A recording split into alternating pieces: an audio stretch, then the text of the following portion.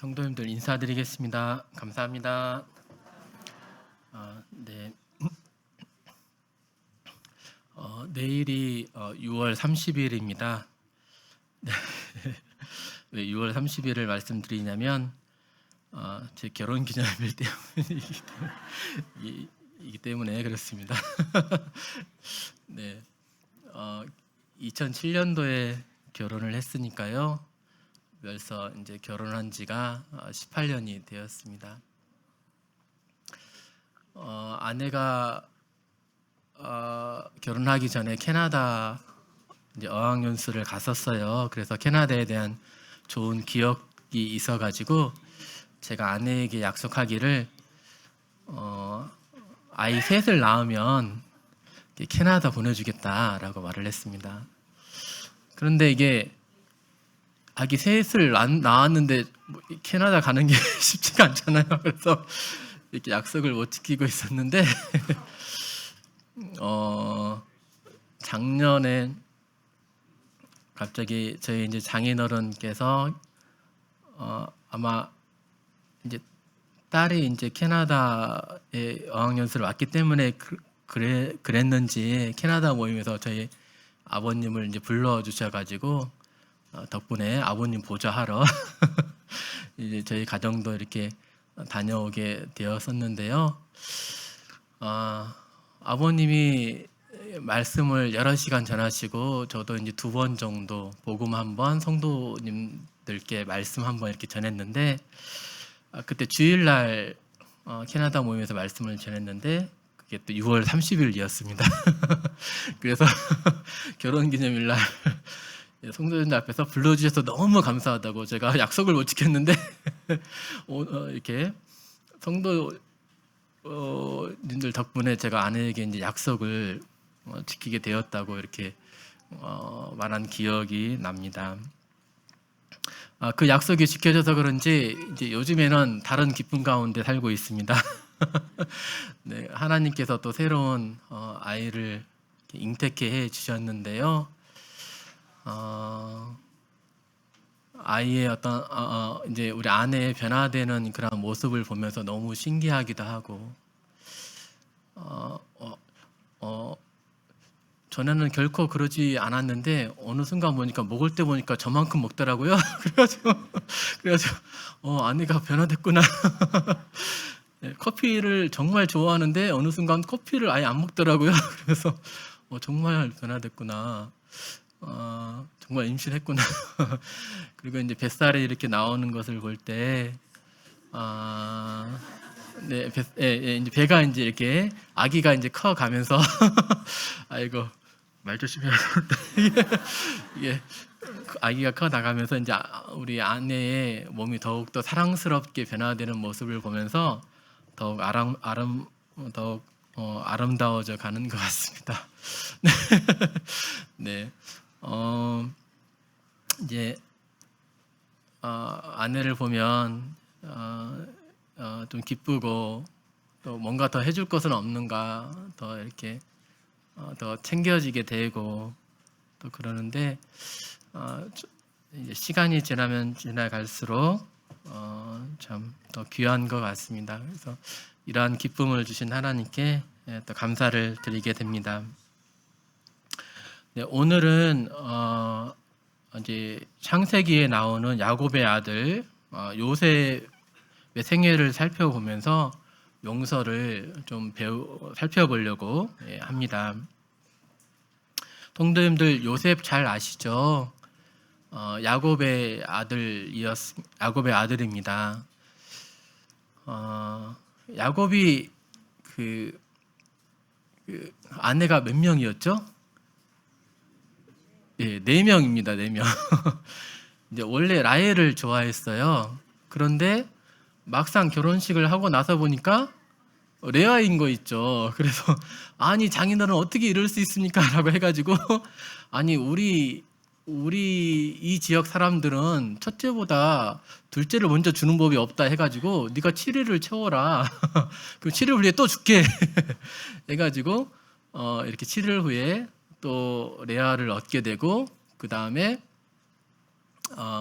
이제 라헬도 없고 레아를 얻었으니까 7년 동안 일했는데 또 7년을 또 이렇게 또 일하게 됩니다. 그 다음에 보니까 자식을 이렇게 막 낳으려고 하다 보니까 또 빌하와 또 실바라고 하는 그 아내들을 또 얻게 되면서 아들만 총 12명을 얻게 됩니다.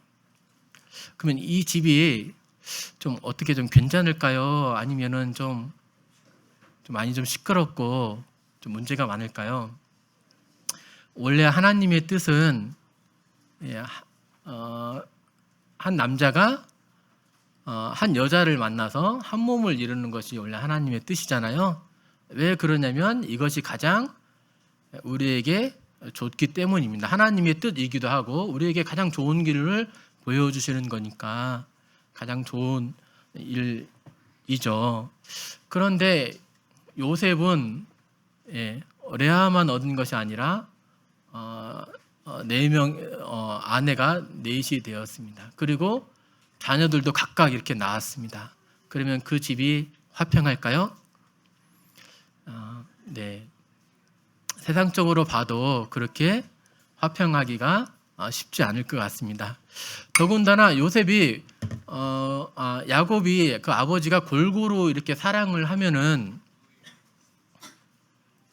좋았을 텐데 야곱은 특별히 라헬을 많이 좋아했고 라헬의 그 자식들을 더욱 많이 사랑해줬죠.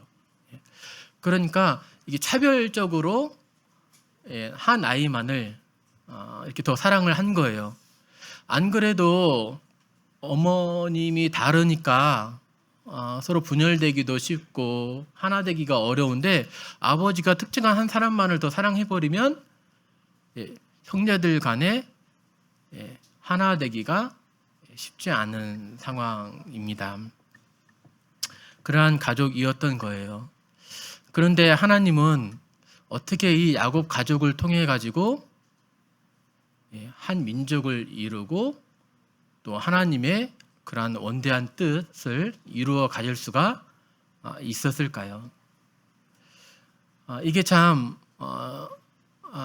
신비로운 그런 부분인 것 같습니다. 이 야곱의 가족들을 통해서 한 민족이 나오기가 쉬울까요? 아니면은 그냥 분열된 채 따로따로 흩어져 가면서 살아가기가 쉬울까요? 네. 한 어머니의 뱃속에서 나온 그런 형제들 간의 그 사이에서조차도 돈 문제로 싸우고 무슨 여러 가지 상처들로 막 싸우고 그러면서 분열되기가 십상인데 어떻게 야곱의 가족들을 통해서 하나님은 한 민족을 이루실 수가 있을까요? 하나님의 지혜이죠. 요셉을 부르셔서 요셉으로 하여금 하나님의 뜻을 보여주시고 그를 연단시키시고 준비시키시고 키워주셔서 결국은 이렇게 하나님의 원래 뜻이었던 한 민족을 하나님의 한 백성을 이렇게 키우게 됩니다. 요셉 이야기는 37장부터 창세기 50장까지 이렇게 기록이 되어 있는데요. 37장에서는 요셉의 이제 어린 시절 꿈에 대한 이야기가 나오고요. 38장에 보면 갑자기 이제 유다에 대한 이야기가 나옵니다. 이제 유다도 이제 결혼을 해서 자녀들을 낳았는데 세 아이를 낳게 되고 두 아들들이 죽고 세 번째 아이마저 죽을까봐 그 첫 며느리에게 주지 않죠. 그 다음에 그가 행한 일이 무엇이었습니까? 딥나라고 하는 곳에 내려가가지고 길거리에서 이제 여인을 이렇게 찾습니다. 그렇죠? 하나님의 백성이 이러해도 됩니까? 네. 만약에 가나안 땅에 그대로 있었다, 야곱 사람들이 그대로 있었다 그러면 하나님의 그런 백성다운 백성이 생겨날 수가 있었을까요? 아니면 세상과 동일한 사람들로 변질되어져 가면서 정체성을 이루어져 가게 될까요? 예, 창세기 38장에 갑자기 왜 유다에 대한 이런 이야기가 왜 갑자기 기록이 되어져 있지? 라고 이렇게 생각을 했었는데요. 38장을 보니까 하나님이 보시기에 가만히 놔두게 되면 그 형들의 그러한 이제 시기와 질투, 어떤 서로 간의 다툼, 그런 모습들도 보이고, 38장에 보면 세상 사람들과 똑같이 살아가는 그런 모습들도 보이고, 그러면서 가나안 땅에 그대로 있었으면 이게 정체성을 이루어져 가면서 그들과 동화되어져 가게 되겠구나. 그러면 하나님의 백성들이 생겨날 수가, 하나님의 민족이 생겨날 수가 없겠네라고 하는 그런 결론에 이르게 됩니다. 그런데 하나님은 놀라운 분이시죠. 특별히 요셉을 먼저 보내시고 그 다음에 가족들을 보내시고, 근데 애굽은 특별한 게 있었어요. 또 보니까 이스라엘 사람들하고는 겸상을 해요, 안 해요? 겸상을 안 해요. 나중에 창세기를 보시면 상을 따로 차려요. 요셉과도, 또 요셉의 하인들, 애굽 사람들과도 상을 따로 차리고, 또 뭐죠? 형들하고도 상을 이렇게 따로 차리는 모습을 보면서 그 야곱의 사람들은 고센 땅이라고 하는 그 지역에 살게 되면서, 말하자면 세상과 분리된 그러한 삶을 살면서 자신의 민족의 정체성을 유지하게 되고, 이렇게 나중에 이제 출애굽하게 됐을 때는 200만 명이나 되는 많은 하나님의 민족이 탄생을 하게 됩니다. 어떻게 하나님은 이러한 민족을 요셉 가족을 통해서 이루어낼 수가 있었을까요? 여기에 가장 중대한 일을 했던 사람은 바로 요셉이었고, 특별히 이 요셉의 용서가 있었기 때문에 이렇게 이 하나님의 백성들이 탄생할 수가 있었다라고 하는 결론에 이를 수가 있습니다. 이처럼 용서는 중요한 것입니다. 정말 형들이 죽이려고 했고 시기와 질투가 이렇게 많았고, 어찌 보면 어머님이 달랐기 때문에 하나됨을 이렇게 지켜야 할 그런 의무도 없었을 것 같고, 그럼에도 불구하고 하나 될 수 있었던 것, 하나됨을 힘써 지킬 수 있었던 것은 용서였습니다. 서로 받아주는 것이었죠. 우리 교회도, 또 우리 가정도, 또 우리 사회도 이러한 용서를 통해서 계속 우리의 가정을 하나님의 뜻 가운데 굳건히 세워가고, 하나님을 힘써 지키고, 또 하나님의 어떠한 향기가 드러나려면 이러한 하나님의 말씀에 순종하는 것이 필요하다 하겠습니다.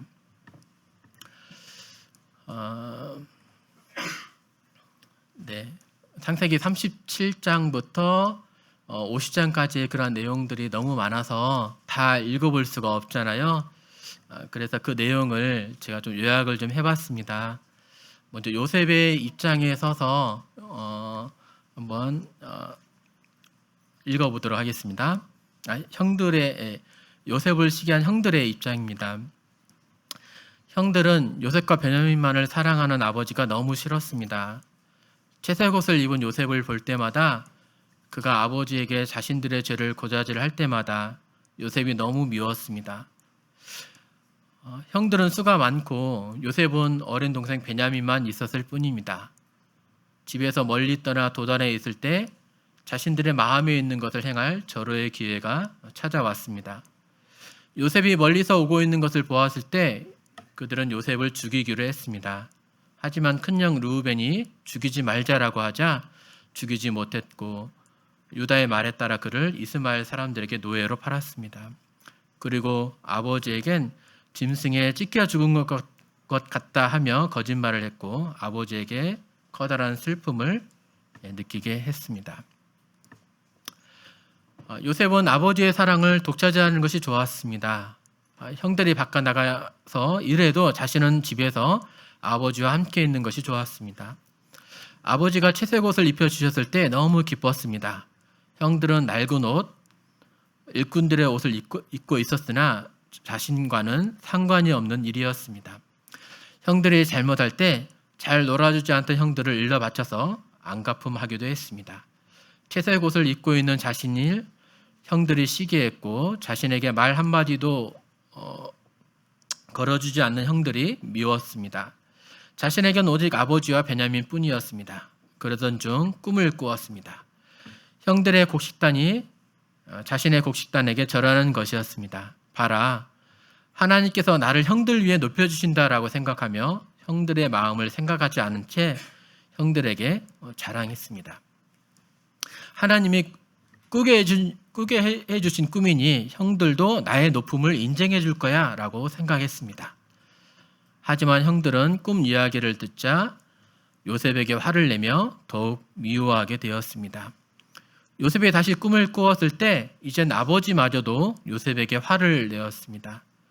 아버지의 명에 따라 형들을 찾아 도단에 갔을 때 갑자기 형들이 달려들어 채색옷을 벗기고 구덩이에 던졌습니다. 요셉은 형들에게 울면서 살려달라고 애걸했지만 형들은 요셉을 비웃었습니다. 요셉은 형들이 자신을 죽일 것 같아 무서웠습니다. 차라리 노예로 팔린 것이 다행이었습니다. 아버지의 사랑을 독차지하던 부잣집 아들 요셉은 이렇게 갑자기 노예가 되어 애굽으로 끌려갔습니다. 네, 좀 살펴보겠습니다. 네, 요셉은 어린 시절을 보면 아버지의 잘못을 아버지에게 형들의 잘못을 이렇게 일러바치는 그런 순진한 아이였습니다. 아버지가 다른 형제들보다 더 사랑해서 요셉에게만 특별히 채색옷을 입혀주셨죠. 채색옷, 색깔이 있는 옷일 뿐만이 아니라 이렇게 옷소매가 좀 길었어요. 이제 이렇게 길게 내려오고 발목까지도 이렇게 내려오고. 그러면 이게 일하는 복장이었을까요? 아니면 집에 거주하면서 어떤 신분 높은 사람들의 일하지 않는 사람들의 복장이었을까요? 그렇죠. 이 옷을 입고 일하는 사람은 없습니다. 그러면 아버지가 이에게 채색옷을 입혀주셨다라는 말은 무엇입니까? 얘를 어떻게 키우겠다? 절대 이렇게 일 시키지 않겠다라는 의미죠. 다른 형들은요, 양치고 있어요. 양을 치고 있었어요. 그러면 안 그래도 요셉이 아버지에게 자신들의 잘못을 막 일러 바치는데 아버지가 특별히 얘에게만 채색옷을 입혀주시는 거야. 양 키우러 나오지도 않아. 그러면 형들이 요셉에 대해서 어떻게 생각을 했을까요? 정말 미워 죽겠죠. 네, 미워 죽겠죠. 그랬을 것입니다. 그래서 형들은 그에게 편안하게 말할 수 없었습니다. 즉 좋은 말, 선한 말, 그런 말 안 했다. 아예 말 한마디도 안 했다라고 이렇게 기록이 되어 있습니다. 그냥 무시한 거죠. 네. 그러던 중에 요셉이 또 갑자기 또 꿈을 꾸었습니다. 눈치가 좀 있었으면 말을 하지 않았어야 했는데 네, 안 그래도 미워 죽겠는데 네, 형님들 하면서 이제 제가 꿈을 꾸었습니다라고 하면서 이제 이렇게 곡식단 얘기를 하는 거예요. 형님들의 곡식단이 내 곡식단에게 절합니다. 해와 달과 11별이 내게 절을 합니다. 이 말을 듣고 좋아할 사람은 아무도 없죠. 오히려 더 미워하기만 했을 뿐이죠. 여기서 아내는 누구일까요? 야곱의 아내, 해와 달. 해는 야곱일 것이고 달은요, 라헬은 이미 돌아가셨죠. 달은 레아일 것입니다. 그러던 중에 이제 야곱이 이제 요셉을 세겜으로 보냅니다. 이 세겜이 어떤 곳이었냐면 이전에 바단 아람에서 이제 라반에게서 야곱이 떠나서 내려올 때 세겜이라는 하는 곳에서 약간 거했었어요. 그때 어떤 일이 있었냐면 세겜 그 하몰의 아들, 이름이 또 세겜이에요. 그 지방 이름도 세겜이지만 아들 세겜이 야곱의 딸 디나를 탐하게 되면서 이제 그때 이제 좀 이 하몰 자손을 좀 몰살시켰었잖아요. 할례를 이용해서. 그때 야곱이 굉장히 두려워했습니다. 그 지방 사람들이 이 일로 말미암아 우리를 죽일까봐 굉장히 두려워했었어요. 근데 하필이면 형들이 양치러 간 곳이 어디였냐면 세겜이었던 거예요. 그래서 야곱은 그래서 이제 야곱은 걱정을 하게 되고 요셉을 형들이 잘 있는지를 살펴보라고 하기 위해서 이렇게 보내게 됩니다. 네, 지금 거하고 있는 땅은 이제 헤브론이었고요. 헤브론에서 북쪽으로 한 100km 정도 올라가면 이제 베들레헴, 또 예루살렘, 베델을 거쳐서 100km 정도 위에 세겜이라고 하는 곳이 있습니다. 세겜에 갔던 형들이 없었죠. 형들이 도단으로 갔습니다라고 해서 도단으로 가게 되는데 이때도 한 24km 정도 떨어진 곳이었습니다. 보자마자 형들은 꿈꾸는 자가 오는도다. 그 꿈이 어떻게 되는지 봐보자라고 하면서 이제 그를 정말로 죽이려고 했었죠. 근데 이제 르우벤이 말려서 결국은 구덩이에 이렇게 던져 넣게 되는데 이 구덩이가 어떠한 곳이냐면 이제 물 저장고예요. 광야에는 사실 이제 물이 귀하잖아요. 물 저수지, 물 탱크가 있는데 모양이 항아리 형태예요. 입구는 좁고 아래로 내려갈수록 넓어지는 그런 형태였습니다. 그래서 물이 차오르지 않는 이상은 수 미터가 되기 때문에 물이 차오르지 않는 이상은 빠져나기 어려운 그런 곳이었습니다. 네. 형들이 이제 요셉이 오는 것을 보았을 때에 그동안 요셉에게 느꼈던 시기, 그 분노, 그것을 하나하나 다 갚아줍니다. 꿈꾸는 자가 오는도다. 먼저 꿈에 대해서 그들이 상처를 받은 적이 있잖아요. 그를 죽여서 한 구덩이에 던지고 그의 꿈이 어떻게 되는지를 우리가 봐보자. 그를 죽이면 꿈이 어떻게 되는지 한번 살펴볼까 하면서 그 꿈을 이제 기억을 하면서 무시를 하는 거죠. 그리고 보자마자 원래는 이렇게 이제 죽이려고 했는데 르우벤이 말려가지고 살아 있는 채로 사실 이제 구덩이에 던지죠. 그리고 그를 보자마자 제일 먼저 한 것이 뭐였냐면 그토록 보기 싫었던 그 채색옷을 이렇게 벗깁니다. 그리고 요셉이 하던 일이 무엇이었냐면 자신들의 잘못을 아버지에게 일러 바쳤어요. 그러면서 자신들의 명예를 훼손시켰죠. 그래서 이제 형들도 아버지에게 요셉에 대해서 말합니다. 그리고 요셉이 완전히 그 아버지 앞에서 존재 자체를 없애버리는 거예요. 자신들은 명예를 훼손을 입었지만 이제는 아버지 앞에서 요셉에 대해서 말하면서 요셉의 존재 자체를 없애버리는 그런 거짓말을 이렇게 하게 됩니다.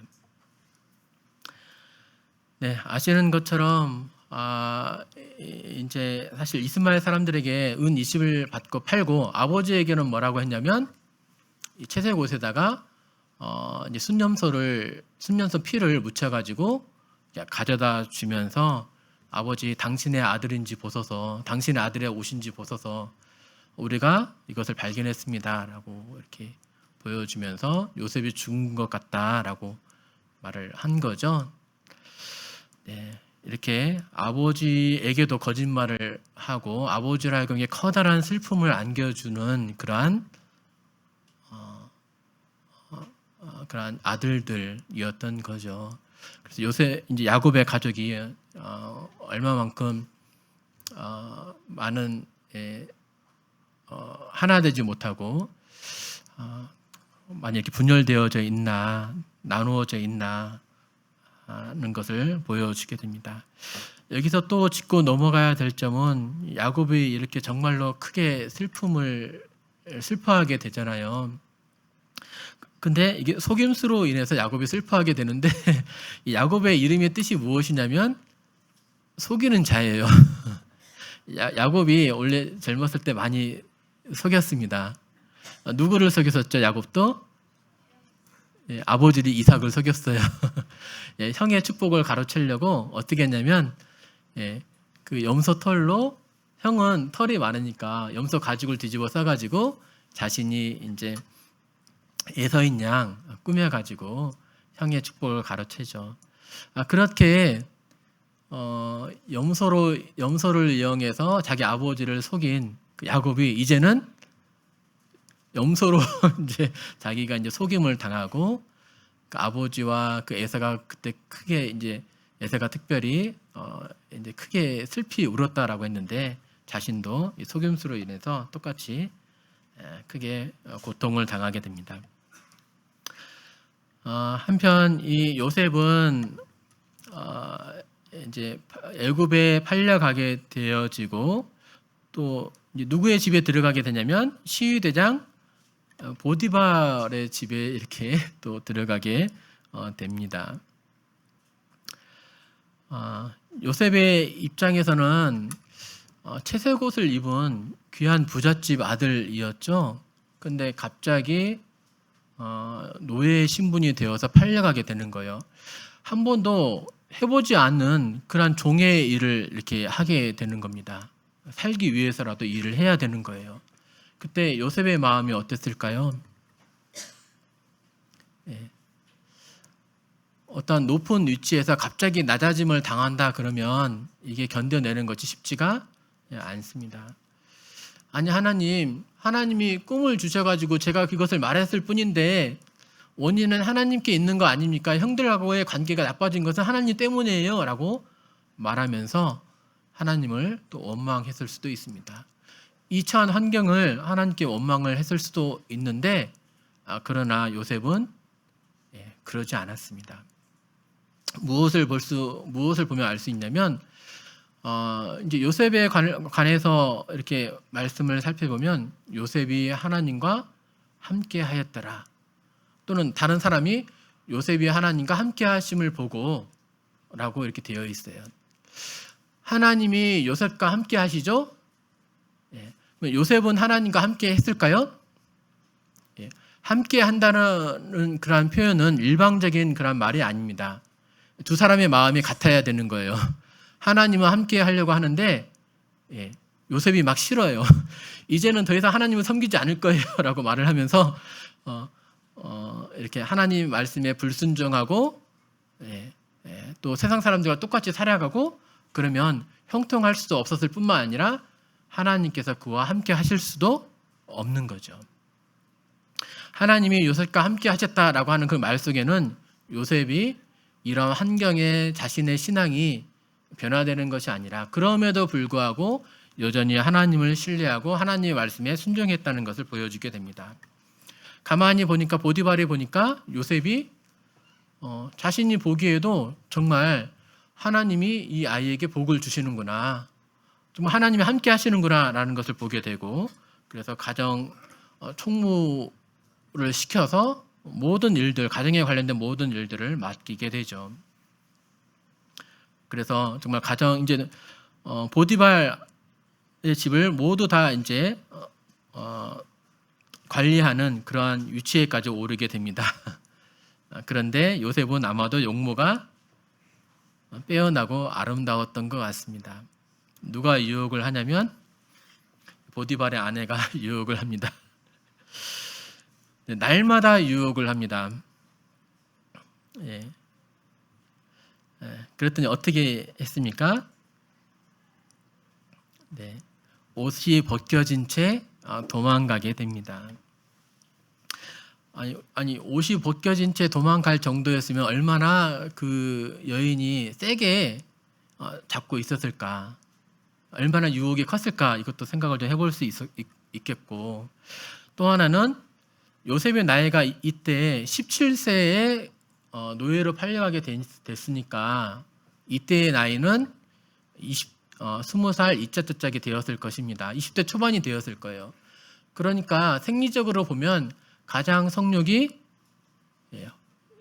셌을 때, 호르몬적인 영향을 가장 많이 받았을 때입니다. 그럼에도 불구하고 내가 어찌 이 큰 악을 행하여 하나님께 죄를 지으리까 하면서 이 유혹을 이겨나게 되죠. 즉 성욕보다 하나님을 경외하는 마음이 더 컸던 것입니다. 우리가 요셉을 통해서 배울 점이죠. 이러한 성적 유혹이 찾아왔을 때 요셉은 어떻게 했나? 참고 견뎠을까요? 가만히 있으면서 고난과 환난이 다가왔을 때는 그 고난 앞에, 환난 앞에 인내하는 것이 필요합니다. 근데 이러한 성적 유혹은요, 인내하는 것이 아니라 도망치는 것이 승리의 방법입니다.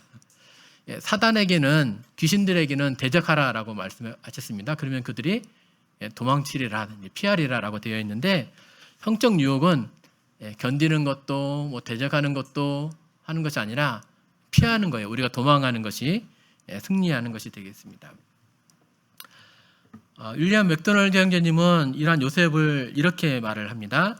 요셉은 겉옷을 잃었으나 그의 인격을 건졌으며 마침내 면류관을 얻었다라고 말합니다. 많이 아멘이 되는 것 같아요. 만약에 요셉이 그 정욕을 피하지 못하고 동침을 했다면, 죄를 범했다면 어떻게 됐을까요? 네. 총리가 되지 못할 뿐더러 또 하나님의 그러한 민족을 이루려는 계획도 이루어지지 못했겠죠. 다른 사람을 통해서 이루어지게 됐겠죠. 그리고 요셉 자신은 어떻게 됐을까요? 보디발의 일을 계속 모르게 됐을까요? 결국은 탄련하게 되잖아요.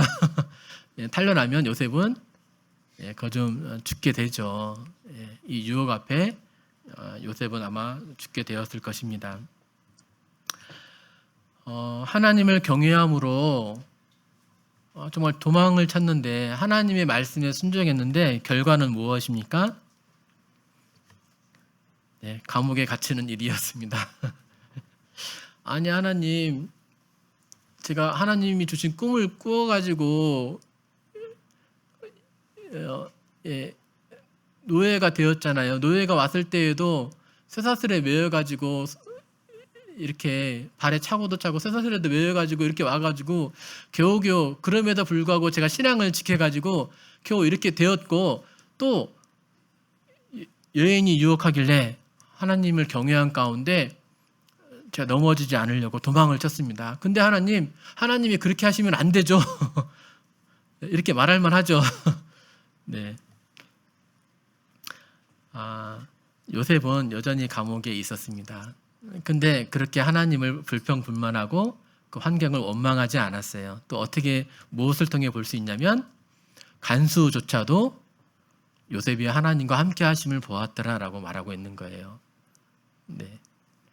그러니까 여전히 하나님을 신뢰하고 환경이 이렇건 저렇건 간에 여전히 하나님을 의지하고 신뢰하고 하나님 말씀 가운데 살았다는 것을 볼 수 있죠. 또다시 그의 발이 이렇게 차고에, 또 그의 몸이 쇠사슬에 이렇게 매이게 됩니다. 근데 이 감옥이 어떤 감옥이었냐면 보디발의 집에 있었기에 요셉이 그 감옥에 있었고, 또 이 감옥은 왕의 죄수들이 또 이렇게 갇히는 그런 감옥이었던 거예요. 그래서 왕에게 범죄한 두 관원장, 술 관원장과 떡 관원장이 왕에게 범죄해가지고 이 감옥에 이렇게 gat히게 되고, 또 요셉으로 하여금 이 두 관원장을 섬기게 이렇게 합니다. 그러던 중에 어느 날 이 두 사람이 꿈을 꾸게 되죠. 술 관원장이 꿈을 꾸었는데 포도나무가 있으면서 새 가지가 이렇게 나오게 되고, 거기 포도 열매가 맺혀서 그 즙을 따서 바로 왕에게 드렸노라. 이제 요셉의 꿈은 하나님께 있으니 제게 이 꿈을 알려달라 해가지고 이렇게 해석을 이렇게 해주게 되잖아요. 그러면서 이제 3일 이내에 당신은 복직될 것입니다라고 이렇게 말을 하게 되고, 이 말을 들은 떡관원년도 해석이 좋으니까 자신의 꿈도 이렇게 이야기를 해주는 거죠. 새 광주리를 머리에 지고 갔는데 새들이 와서 그 광주리에 있던 떡들을 먹어버렸다라고 말하니까, 새 광주리는 3일을 의미하고, 당신은 새들이 당신의 몸은 새들의 먹이가 될 것입니다, 이렇게 말을 하게 됩니다. 그랬더니 어떻게 되죠? 말한 그대로 술 관원장은 3일 만에 복직이 되고, 떡 관원장은 죽임을 당하게 됩니다. 근데 요셉이 이 꿈을 해석을 해줬을 때 이제 이들에게 이제 부탁을 하잖아요. 당신이 혹시 풀려 나가게 되거든 나를 기억을 해 주십시오. 나는 이렇게 죄를 범한 일을 행치 않았습니다. 근데 실질적으로 풀려나게 되었어요. 예, 그러면 요셉은 얼마나 기대를 했을까요?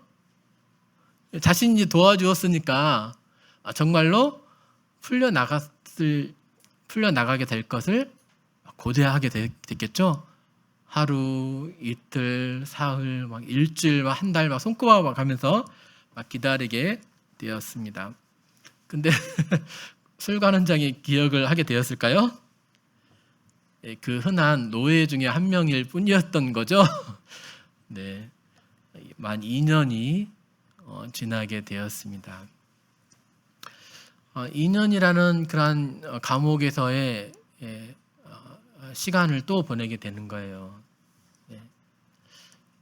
네, 이 기다림의 시간도 쉽지는 않았을 것입니다. 그런데 요셉은 바로 왕 앞에 또 서게 되어서도 내가 아니라 하나님이 꿈 해석을 보으실 것입니다 라고 하면서 정말 이 요셉은 자신의 환경에 따라서 그의 신앙이 변화가 되는 것이 아니라 환경이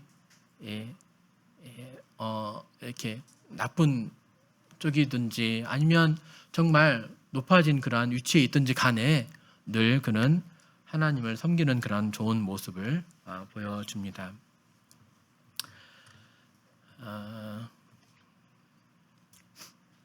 꿈을 해석한 이후에 결국 이제 총리가 이제 되어지게 되고 이제 결혼을 해서 에브라임과 므낫세라고 하는 두 아들을 이제 얻게 되죠. 므낫세는 온 일을 잊어버렸다 하는 뜻이고 에브라임은 번성하게 하셨다.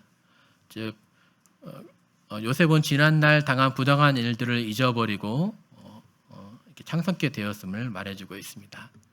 정말 요셉의 꿈을 해석한 대로 7년이라는 큰 풍년이 지나가고 이제 흉년이 막 이렇게 다가오게 되었습니다. 흉년이 1년이 지나가게 되자 다른 땅에는 이제 양식이 없는 거예요. 곡식이 없는 거예요. 그러니까 이제 요셉에게 이제 나오게 되고 요셉을 통해서 모든 사람들이 곡식을 사가게 됩니다. 야곱이 거했던 가나안 땅에도 흉년이 찾아오게 되고 결국은 애굽에 곡식이 있다는 말을 듣고 이 형들도 찾아오게 되죠. 딱 보니까 요셉이 보니까 누구예요? 예, 형들인 거죠. 요셉은 한눈에 알아보게 되는 거죠. 그런데 형들은 요셉을 알아봤을까요? 예, 결코 못 알아보죠. 왜냐하면 또 애굽말을 이렇게 사용을 했고 모습이 완전히 이제 달라졌었던 거죠. 요셉이 팔려 나갈 때 17살이었고 지금은 이제 39세, 22년이 지난 시점이었으니까 그 위험 앞에 이제 감히 얼굴조차도 제대로 쳐다볼 수도 없었고 요셉이라고 하는 생각을 전혀 꿈에도 생각을 못했을 것입니다. 요셉이 딱 보니까 형들입니다. 나를 죽이려고 했던 그런 형들, 정말 죽이려고 했는데 큰형 르우벤이 야 그러지 말고 살려야 된다. 죽이지는 말자. 그리고 유다 형이 차라리 그러면 팔자라고 해가지고 내가 이제 이렇게 팔려서 애굽에까지 이제 이르게 되었잖아요. 그런데 아픈 기억이 있는 요셉이었습니다. 그런데 그 형들, 진짜 형도 아니고 배다른 형들, 네, 형들이잖아요. 나는 이제 애굽의 온 땅을 다스리는 그런 총리가 되었습니다. 내 말 한마디이면 형들을 죽일 수도 있어요. 아무런 문제가 없어요. 그런데 요셉은 어떻게 합니까? 네, 바로 죽입니까? 그리고 기다리던 그때가 돌아왔다라고 하면서 이렇게 마음에 이렇게 품어두었던 그 시간, 그 응어리들을 완전히 이렇게 막 쏟아내면서 그들에게 진노를 막 하고 막 고통을 막 줍니까? 그러지 않습니다. 네. 그러지 않고 결국은 나중에는 이제 곡식도 주고 또 돈도 이렇게 돌려줘서 보내잖아요. 보내줍니다. 단 한 사람만 남기고 시므온만 남기고 다 보내줍니다. 그리고 너희 막내 동생을 데리고 와서 너희가 정탐꾼이 아닌지를 보여달라. 스스로 증명을 하라. 라고 이렇게 말합니다. 왜 시므온을 왜 남겨두었을까요? 네. 형들의 이제 그러한 모습을 보기를 원했던 거죠.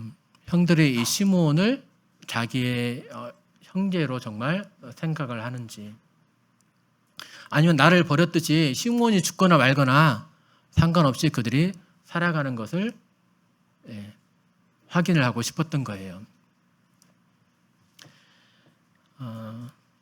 결국은 그들은 이렇게 가게 되고 또 어느덧 그 애굽에서 가져온 그 양식들을 다 먹게 돼서 양식이 떨어지게 되었습니다. 그래서 애굽에 가야 하는데 요셉의 조건이 무엇이었습니까?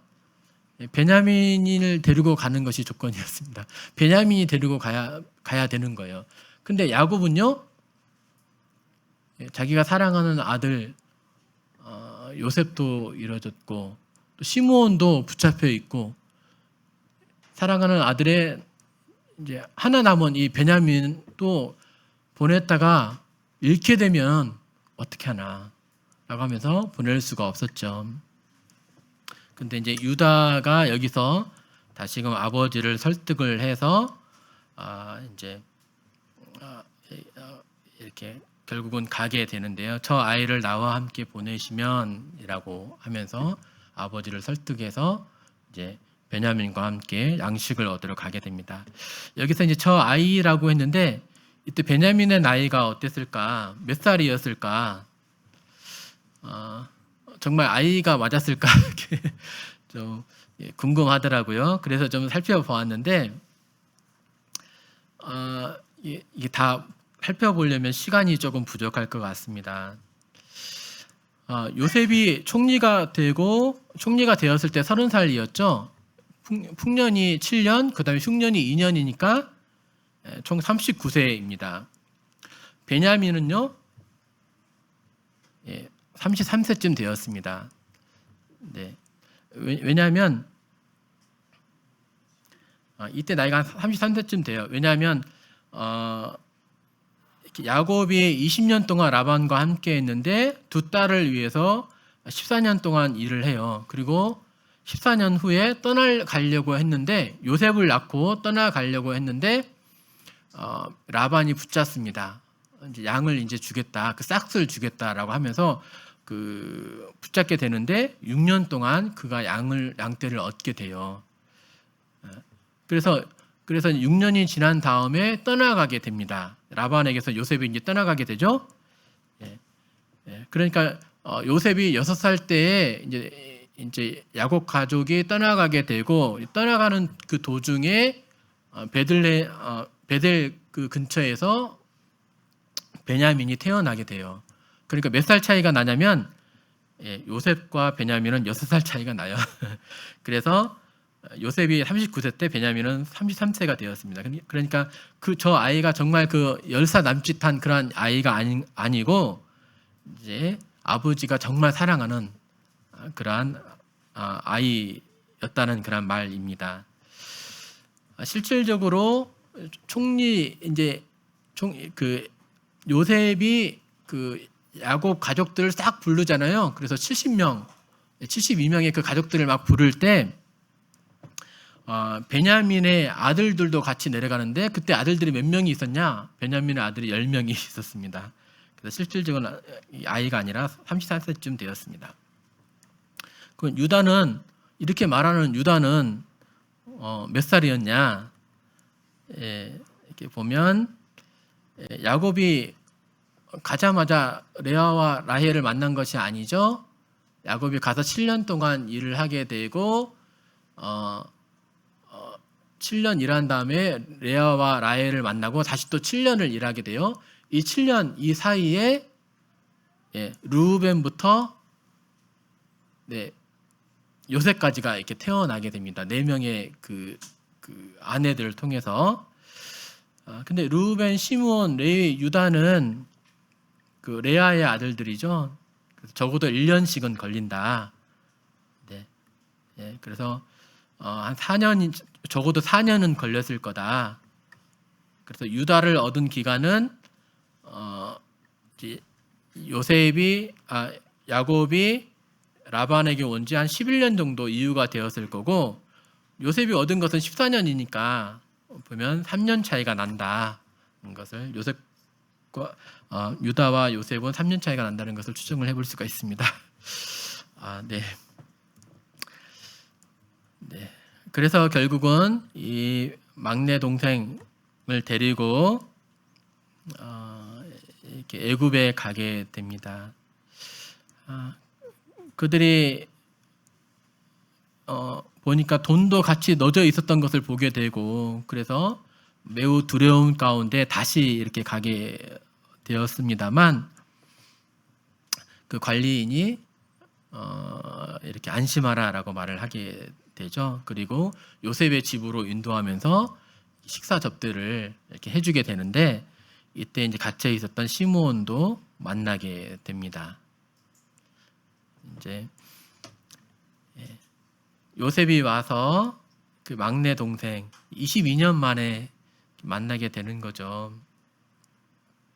네, 그 어렸던 그 베냐민, 자기의 친동생을 보게 되고, 친동생을 보니까 감정이 북받쳐서 울 곳을 찾아서 방에 잠시 들어갔다가 울고 난 다음에 이렇게 접대를 풍성하게 이제 해주게 되고, 다시금 이제 좋게 해서 그들을 곡식도 채워주고 또 돈도 다시 넣어주고 하면서 다시 보내게 되는데, 그냥 보내는 것이 아니라 자신의 물건, 자신이 가지고 있던 은잔을 누구 자루 속에 넣게 되죠?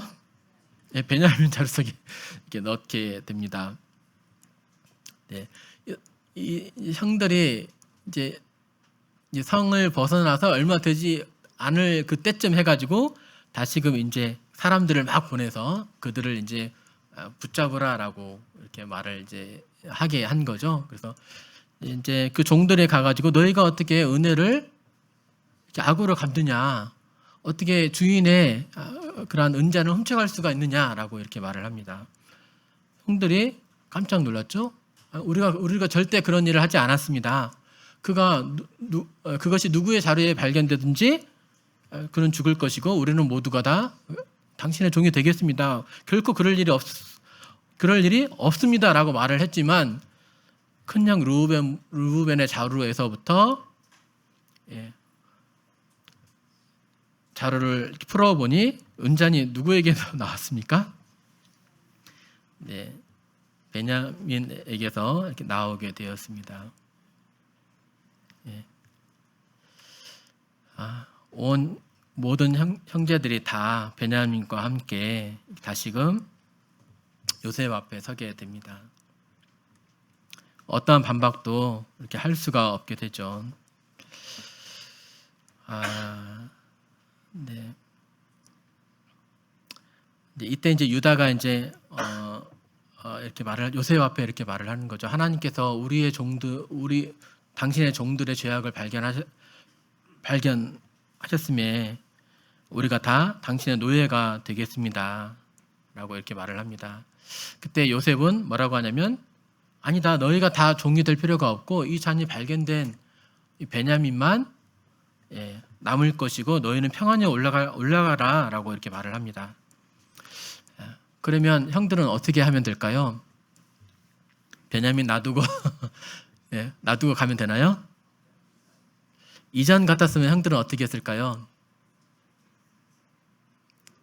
네, 20대 초반에 그러니까 요셉이 17살 때 형들은 뭐 20대 초반 정도 되었을 거거든요. 그때는 어떻게 했죠? 네, 뭐 요셉 하나쯤이야, 우리 중에 뭐 하나쯤이야라고 하면서 죽이려는 마음도 품고 또 실질적으로 자기의 동생을 팔아버립니다. 근데 지금은요, 가만히 베냐민을 두고 갈 수가 없었습니다. 왜 그랬습니까? 베냐민이 죽으면 어떻게 되죠? 아버지도 분명히 울다가 돌아가실 것이 뻔했습니다. 아버지의 마음을 좀 살펴보니까 그랬던 거예요. 또 이것만 그랬을까요? 그들도 이제는 아버지가 되었던 거예요. 이제는 철없을 때 20대 초반 때에는 뭔가 몸은 건장하지만 아직은 이렇게 단련되지 않았고 미성숙하고 경험도 없고 한 사람 한 사람이 얼마나 귀한지를 모르죠. 하지만 결혼을 하고 자식을 낳게 되면은 이 아들, 이 한 사람이 그 아버지에게 있어서 그 부모에게 있어서 얼마나 귀한 자인지를 알게 되는 거예요. 유다가 전에 요셉을 파는데 적극적으로 앞장을 섰습니다. 예. 그런데 그리고 앞장을 서서 이제 아버지에게 가가지고 이제 거짓말로 이제 아마 요셉이 죽었을 것 같습니다라고 말을 해야 됐잖아요. 그때도 팔자라고 하는 사람이 그 일을 저지른 사람이 유다니까 그때도 적극적으로 앞장을 서서 아버지를 그렇게 속였을 거예요. 그런데 38장을 보니까 유다에게 어떠한 일이 있었냐면 유다도 자기 아들을 잃은 경험을 하게 됩니다. 몇 명이 죽죠? 유다 아들이 원래 3명이었는데 첫째가 죽습니다. 그리고 두 번째도 죽어요. 여호와 앞에 악을 행해서. 세 번째는 어떻게 하죠? 세 번째 그 며느리에게 줘요, 안 줘요? 나이가 찼음에도 줘요, 안 줘요? 왜 안 줘요? 죽을까봐. 이 아들이 너무나 귀한 거예요. 이제 좀 철이 좀 들었나 봐요. 아버지에게 있어서 부모에게 있어서 이 아들의 의미를 이제 알았던 거예요. 이제 이해가 좀 되죠. 아버지가 되어서 보니까 아버지의 그 야곱의 마음을 이제 알게 됩니다. 그러면서 유다는 내가 죽을지라도, 내가 차라리 붙잡힐지라도 제발 베냐민만을 놓아주십시오. 이 베냐민과 우리 아버지의 목숨이 하나로 얽혀 있습니다. 베냐민이 가지 못하면 우리 아버지가 죽을 것입니다. 그 이전에는 완전히 콩가루 집안이었어요. 예. 하나됨을 절대 볼 수가 없었어요. 서로 시기하고 질투하고 죽이려고 하고 아들도 아버지를 속이는 그러한 집안이었어요. 그런데 지금은 어떻게 변해가는 모습을 볼 수 있어요? 배달은 자기의 막내를 위해서 자신을 내놓는 거예요. 자신이 붙잡혀도 제발 베냐민만은 살려주십시오. 이제는 전에는 아버지를 속이는데 전혀 거리낌이 없었어요. 근데 지금은요, 아버지를 위해서 자신이 붙잡혀도 좋습니다라고 말을 하는 모습을 보게 되는 거예요. 형들이 변화되었구나. 이전에는 그러한 형들의 그러한 악행으로 말미암아 내가 상처를 많이 받았고 내가 여기까지 오게 되었는데 내가 이렇게 팔려가는 신세가 되었는데 지금은 보니까 어떻게 된 거예요? 형들의 모습이 변화가 된 거예요. 내가 정말 꿈꿔왔던 그런 모습들이 형들의 모습에서 보여지는 거예요. 그러니까 요셉이 이제 어떻게 합니까? 크게 울면서 자신의 정체를 드러내게 되죠. 형님들, 내가 바로 요셉입니다. 당신들이 나를 팔았던 그 요셉입니다라고 이렇게 말을 하게 됩니다. 얼마나 크게 울었던지 요셉의 집에서 울었는데 바로의 궁에 들릴 정도까지 이렇게 울게 됩니다. 그러면서 한 말이 당신들이 나를 이곳에 팔았다고 해서 근심하지 마소서, 한탄하지 마소서. 하나님이 생명을 구원하시려고 나를 당신들보다 먼저 보냈나이다. 당신들이 나를 이곳에 팔았다고 해서 근심하지 마세요. 보내신 분은 누구라는 거예요? 물론 당신들의 악을 행했지만 하나님은 당신들의 그것을 사용하셔서 나를 이곳에 보내시고 이 백성들을 우리 가족들을 보살피게 하셨습니다라고 말을 한 것입니다. 하나님이 이 큰 구원으로 당신들의 생명을 보존하고 당신들의 후손을 세상에 두시려고 나를 당신들보다 먼저 보내셨습니다. 나를 이르러 보낸 분은 당신들이 아니요 하나님이십니다. 당신이 나를 이르러 보냈습니다라고 말하는 것과 하나님이 나를 이르러 보내셨습니다라고 말하는 것은 완전히 다르죠. 당신들이 나를 이르러 보냈습니다라고 말하면 그게 무슨 의미입니까? 원망과 보복의 감정이 아직 있다는 그런 말이 되는 거죠. 하지만 하나님께 돌렸습니다. 그리고 하나님의 계획을 이해하게 되었습니다.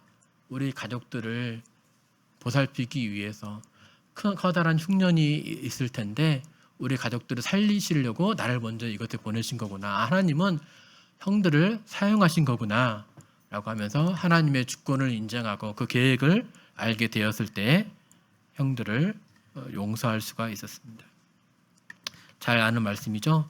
우리가 알거니와 하나님을 사랑하는 자 곧 그의 뜻대로 부르심을 입는 자들에게는 모든 것이 합력해서 선을 이루느니라. 그 잘못 자체가 괜찮다라는 말은 아닙니다. 물론 형들은 요셉에게 대해서 분명히 잘못을 했습니다. 하지만 하나님은 주권의 하나님이시죠. 그러한 것들을 사용하셔서 선을 이루어 가십니다. 넓게 말한다면 다 하나님의 허락하신 가운데 있는 그런 것입니다. 그래서 하나님의 주권을 인정하고 그 형들을 용서를 하게 된 것이죠.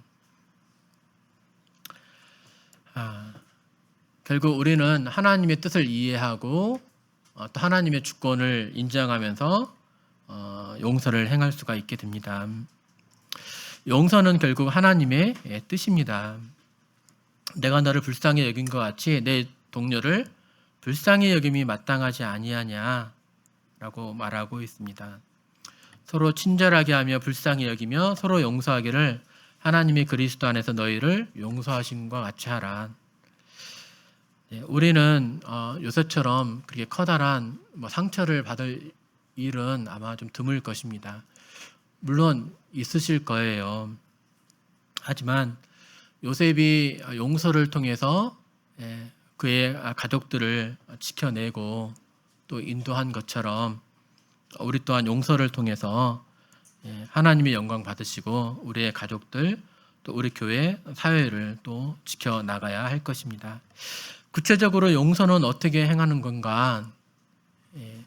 용서하기를 원하는데 어떻게 용서하는 건가? 나는 아직도 이러한 상처가 있고 보복의 마음이 이렇게 있는데 이러한 감정 가운데도 어떻게 용서가 가능한가? 먼저 용서는 감정 이상의 것이라는 거죠. 사랑도 그 감정 이상의 것이라는 것을 우리는 배웠습니다. 우리가 원수들도 사랑할 수 있는 거잖아요. 마찬가지로 용서도 내 감정은 준비가 되어지지 않았다 할지라도 용서를 선택할 수가 있다는 것입니다. 먼저는 내 자신이 탕감받은 것을 용서받은 것을 먼저 감사하고 또 여기에서 나아가서 다른 사람들을 용서를 할 수가 있습니다. 누구를 용서합니다 라고 말하기보다는 누구가 어떠한 한 일을 행한 것에 대해서 용서합니다 라고 구체적으로 말하는 것이 좋고요. 그러면 용서가 다 끝난 거냐? 아닙니다. 그리고 그를 축복하라 라고 되어 있습니다. 나에게 상처를 준 사람들을 축복해 주는 거예요. 누군가를 축복할 수 없다면 그를 용서한 것이 아니다라고 어떠한 사람은 말을 하더라고요. 말씀에도 그렇게 돼 있죠. 내가 너에게 이르니 너희 원수를 사랑하며 너희를 박해하는 자를 위하여 기도하라. 성도님들 이렇게 말씀을 들으시면서 용서하셨습니까? 그리고 그를 위해서 축복 기도하셨습니까? 축복해 보니까 마음이 완전히 좀 달라지는 거 있죠. 나에게 어려움을 끼친 그런 사람들, 예, 말로는 용서합니다라고 하지만 내 감정이 아직 준비가 잘 안 되는 것 같아요. 하지만 축복을 그 사람을 위해 축복을 했을 때 내 마음의 평안과 또 자유함을 누리게 되고 또 감사가 생기게 되는 것을 경험을 하게 됩니다. 우리는 용서에 있어서 나아가서 이렇게 그 사람을 위해서 축복을 해야 되겠습니다. 그리고 또 화해를 위해서 기도를 해야 됩니다. 화해는 내가 용서했다고 해서 화해가 이루어진 것이 아니죠. 그 당사자도 또 나를 용서한다든지 아니면 자신이 지은 죄를 회개할 때 우리 서로 화해를 할 수 있다고 했습니다. 그래서 화해를 위해서 기도하는 데에 나아가야 할 것입니다. 시간 관계상 이 동영상은 보여드리지 못할 것 같습니다. 2018년도에 일어난 일이에요. 그 여자 경찰관입니다. 13시간 정도 근무를 오래 하고 피곤해서 술을 먹고 집에 갔어요. 근데 자신의 아파트는 3층이었는데 잘못 눌러서 4층에 내린 거예요. 문을 열었죠? 그러니까 자기 집에 누가 있어요? 다른 사람이 앉아 있는 거예요. 네. 그래서 실제로 정말 총을 쏩니다. 이분은 26살이었고 회계사였어요. 한참 잘 나갈 그런 사람이었어요. 그런데 한순간의 착오로 이 사람을 총으로 쏴버렸습니다. 근데 중요한 것은 살해당한 사람의 친동생이 법정에서 증언을 합니다. 우리 같으면 뭐라고 해야 했을까요? 우리 사회는 일할 때 보통 뭐라고 말을 합니까? 네. 이 사람이 그리스도의 이름으로 당신을 용서합니다. 그리스도에게 가서 당신 회개하셔야 됩니다. 당신이 잘 되기를 내가 빕니다. 라고 말을 하면서 재판관님, 그 앰버 가이거였거든요. 그 여자 경찰관이 그 앰버 가이거를 안아봐도 되겠습니까? 라고 하면서 이 법정에서 그 사람을 정말 안아줍니다. 어떻게 내 형을 죽인 정말 한참 잘 나가는 그런 내 형을 죽인 그런 사람을 용서할 수 있을까? 네.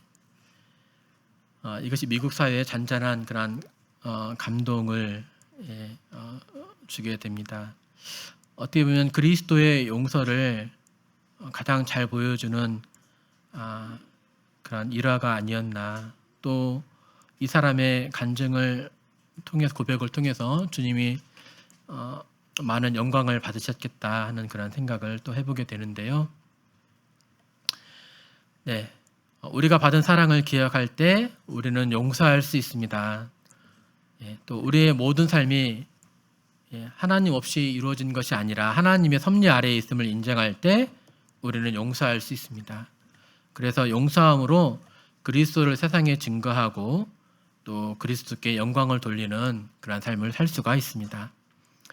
에베소서 4장 32절 말씀에 서로 친절하게 하며 불쌍히 여기며 서로 용서하기를 하나님이 그리스도 안에서 너희를 용서하심과 같이 하라라고 되어 있는 것처럼 우리가 주님께로부터 용서함을 받고 사랑을 받은 것처럼 우리도 이제 세상에 나가서 또 다른 사람들을 또 내 가족들을 내 이웃들을 사랑하고 또 용서를 하는 우리들이 되므로 또 우리 삶을 통해서 주님이 영광 받으시기를 또 기도하게 됩니다.